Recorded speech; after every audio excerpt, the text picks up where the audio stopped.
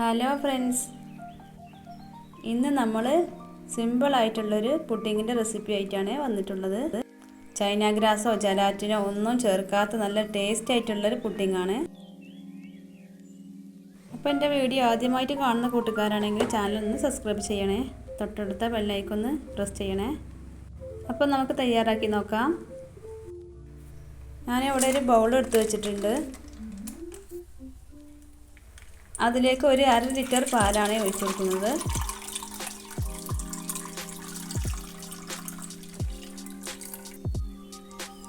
ഇനി ഇതിലേക്ക് 2 മുട്ട പൊട്ടിച്ചൊഴിച്ചു കൊടുക്കാം.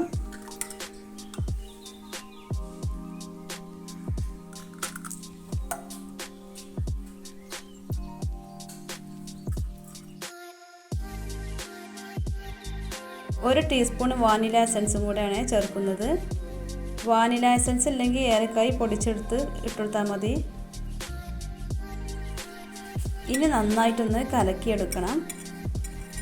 മുട്ട ചേർത്ത് കൊടുത്തതല്ലേ, അപ്പോൾ നന്നായി യോജിച്ച് വരണം. അതുവരെ ഒന്ന് ഇളക്കി കൊടുക്കണം. നന്നായി യോജിപ്പിച്ചെടുത്തിട്ടുണ്ട്. ഇനി നമുക്കതിലേക്ക് ഒരു 1/4 ടീസ്പൂൺ ഉപ്പ് ചേർത്ത് കൊടുക്കാം. മധുരം ബാലൻസ് ചെയ്യാൻ വേണ്ടിയിട്ടാണ് ഉപ്പ് ചേർത്ത് കൊടുക്കുന്നത്. ഇനി ഇതിലേക്ക് ചേർത്ത് കൊടുക്കുന്നത് കോൺഫ്ലവർ ആണ്. 4 ടീസ്പൂൺ കോൺഫ്ലവർ ആണ് ചേർത്ത് കൊടുക്കുന്നത്. ജലാറ്റിനും ചൈന ഗ്രാസൊന്നും ചേർത്ത് കൊടുക്കുന്നില്ല, അപ്പോൾ അതിൻ്റെ പകരമാണ് ഈ കോൺഫ്ലവർ ചേർത്ത് കൊടുക്കുന്നത്. ഇനി ഇത് കട്ടയൊന്നുമില്ലാതെ നന്നായി ഒന്ന് യോജിപ്പിച്ചെടുക്കണം.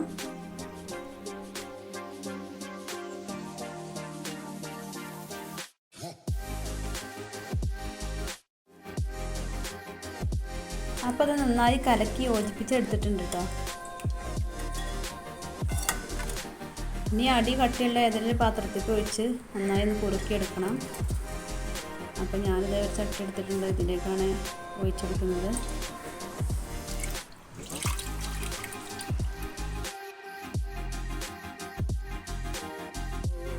വേവിച്ചെടുക്കുന്നതിന് മുമ്പേ കുറച്ച് കാര്യങ്ങൾ ചെയ്യാനുണ്ട്.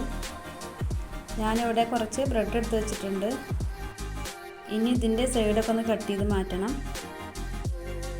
കട്ട് ചെയ്തണമെന്ന് നിർബന്ധമൊന്നുമില്ല കേട്ടോ, പുഡിങ്ങിൻ്റെ ആ കളറ് മാറണ്ടെന്ന് കരുതിയിട്ടാണ്. സെറ്റ് ചെയ്യണ പാത്രത്തിനനുസരിച്ചാണ് കേട്ടോ ബ്രെഡിൻ്റെ ആവശ്യം വരിക, അപ്പം നമുക്കതിനനുസരിച്ച് എടുത്താൽ മതി. സൈഡൊക്കെ കട്ട് ചെയ്ത് മാറ്റിയിട്ടുണ്ട്. ഇനി കുറച്ച് ബദാമും അണ്ടിപ്പരിപ്പും കൂടി എടുത്തൊന്ന് പൊടിച്ചെടുക്കണം.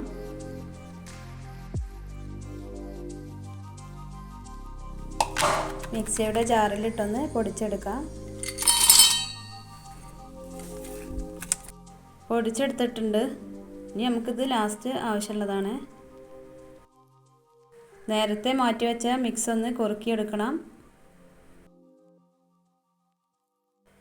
ഒരു 5 മിനിറ്റ് സമയമാകുമ്പോൾ തന്നെ ഇതൊന്ന് വെന്ത് കിട്ടും. കോൺഫ്ലവറൊക്കെ ചേർത്തതല്ലേ.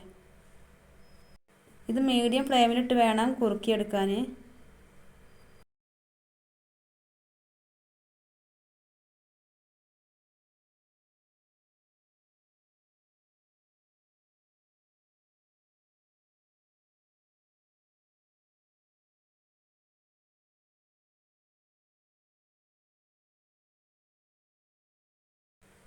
ഇനി ഇതിലേക്ക് ആവശ്യത്തിനുള്ള പഞ്ചസാരയും കൂടെ ചേർത്ത് കൊടുക്കണം. പുഡിങ് ആയതുകൊണ്ട് തന്നെ നല്ല മധുരം വേണ്ടി വരുമല്ലോ, അപ്പോൾ നമ്മൾ ഓരോരുത്തരുടെ ഇഷ്ടത്തിനനുസരിച്ച് പഞ്ചസാര ചേർത്ത് കൊടുക്കുക.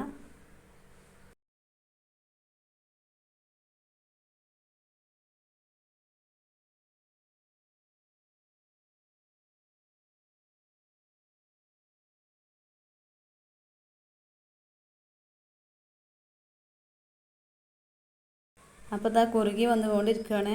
നല്ലോണം കുറുകി വരണ്ട. ഈ ഒരു പാകമാകുമ്പോൾ നമുക്ക് ഗ്യാസ് ഓഫ് ചെയ്യാം. കുറച്ച് ലൂസായാലും കുഴപ്പമില്ല, പക്ഷേ ഒരിക്കലും കട്ടിയാവരുത്. കട്ടിയായി കഴിഞ്ഞാൽ ബ്രെഡിലേക്ക് പിടിക്കൂല.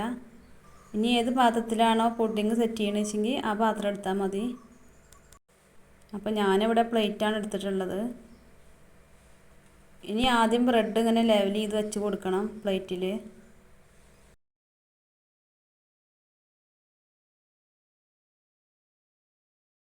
ലെവൽ ചെയ്ത് വെച്ച് കൊടുത്തിട്ടുണ്ട് കേട്ടോ. ഇനി നമുക്കതിലേക്ക് ഈ പുഡിങ്ങിൻ്റെ ക്രീം ഒഴിച്ചു കൊടുക്കാം.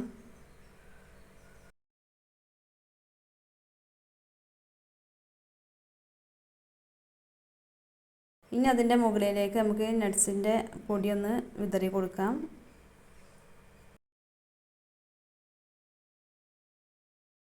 ഇനി നമുക്ക് ബ്രെഡ് ഒരു ലെയറും കൂടി ആയി വെച്ചെടുക്കാം.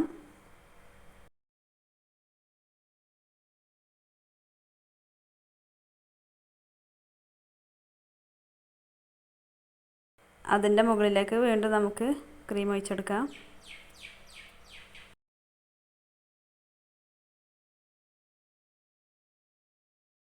ഇനി ബാക്കിയുള്ള നട്ട്സിൻ്റെ പൊടിയും കൂടെ ചേർത്ത് കൊടുക്കാം. ഇതൊക്കെ നമ്മുടെ കയ്യിലുണ്ടെങ്കിൽ ചേർത്ത് കൊടുത്താൽ മതി. ഇതൊക്കെ കാണാൻ ഭംഗിക്ക് വേണ്ടി വെക്കുന്നതാണ്. ഇതിൻ്റെ മുകളിലേക്ക് കുറച്ച് കറുത്ത മുന്തിരിയും കൂടെ വെച്ചെടുക്കുന്നുണ്ട് കേട്ടോ. അപ്പോൾ കയ്യിലുണ്ടായതുകൊണ്ടാണ് വെച്ചെടുത്തത്. അപ്പം നമ്മളെ പുഡിങ് ഇവിടെ സെറ്റായിട്ടുണ്ട് കേട്ടോ. ഇതൊന്ന് ഫ്രിഡ്ജിൽ വെച്ചൊന്ന് തണുപ്പിച്ചെടുക്കണം. അപ്പോൾ ഞാൻ കുറച്ച് സമയം ഫ്രിഡ്ജിൽ വെച്ചിട്ടുണ്ട്. ഇനി ഇത് നമുക്കൊന്ന് കട്ട് ചെയ്ത് നോക്കാം. അപ്പോൾ ഞാൻ കുറച്ച് സമയം വെച്ചതുകൊണ്ട് തന്നെ അത് സെറ്റായിട്ടില്ല. അതുകൊണ്ടാണ് കത്തിമ അങ്ങനെ ഒട്ടിപ്പിടിക്കണത്. അപ്പോൾ വീഡിയോ എടുക്കാൻ വേണ്ടിയിട്ട് ഞാൻ പെട്ടെന്ന് എടുത്തതാണ്.